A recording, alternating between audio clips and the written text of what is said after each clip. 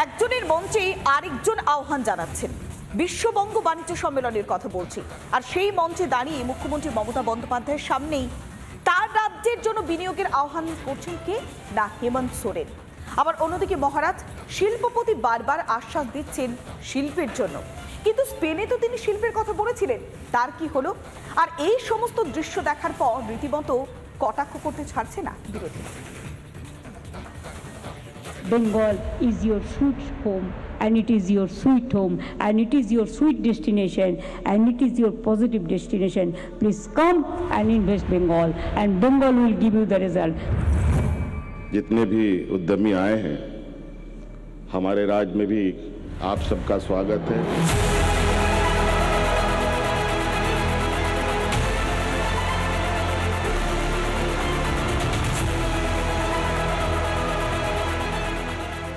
মঞ্চ সাজিয়েছেন মমতা ব্যানার্জি।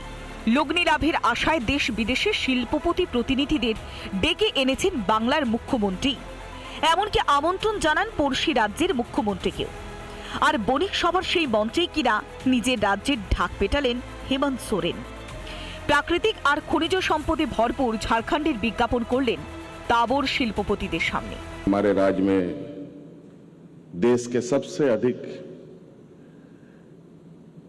उत्पादन रॉ मटेरियल के रूप में होता है। हम चाहते हैं कि यहाँ के जितने भी उद्यमी आए हैं, हमारे राज्य में भी आप सबका स्वागत है। हम चाहेंगे कि हम भी आप लोग के साथ मिलकर इसका सार्थक रूप हम देख पाए। শীতের শেষ লগ্নে হেমন্তের বার্তা শুনে অনেকেরই রসিকতা, এ যেন কাকের বাসায় কোকিলের ডিম পাড়া। এমন যখন টিকা টিপ্পনি চলছে, তখন বক্তা হিসেবে উঠলেন সৌরভ গাঙ্গুলি। বছর দেড়েক আগে সুদূর স্পেনে গিয়ে শিল্পের ঘোষণা করা শিল্পপতি সৌরভের মুখে এখনো সময় কেনার কথা। In a small way over the last 1 year, we've been trying to invest in the state. জ্যোতি বসুর আমলে পশ্চিমবঙ্গের শিল্পায়ন নিগমের চেয়ারম্যান সোমনাথ চ্যাটার্জিকে মৌ দাদা বলে কটাক্ষ করত বিরোধীরা। অসংখ্য লগ্নের বাস্তবায়ন না হওয়ায় এমন শিরোপা জুটেছিল সিপিএম সাংসদের। অতীতের উদাহরণ টেনে এখন মমতাকে সেই শিরোপাই দিচ্ছে বিজেপি। এক সময়ের মৌ দাদা এখন মৌ দিদি হয়েছেন, তো সেই মৌ দিদির আমলে প্রস্তাবগুলি বাস্তবায়ন হচ্ছে কোথায়? এই অবস্থায় রাজ্যের অস্বস্তি বাড়ালেন তৃণমূলেরই রায়গঞ্জের বিধায়ক তথা ব্যবসায়ী কৃষ্ণ কল্যাণী।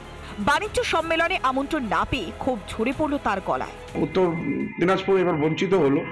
আজকে যদি এখানকার এন্টারপ্রেনাররা যদি যেতেন আর এই ধরনের একটা বড় মেগা ইভেন্টে পার্টিসিপেট করলে নিশ্চিত জেলার ভালো।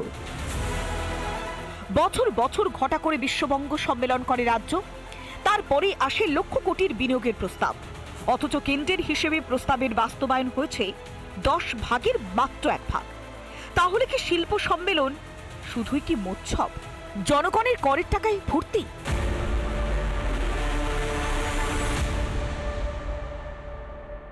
রিপাবলিক বাংলা। নানা ধরনের কন্টেন্ট দেখার জন্য লাইক করুন, শেয়ার করুন আমাদের ফেসবুক পেজ, সাবস্ক্রাইব করুন আমাদের ইউটিউব চ্যানেল।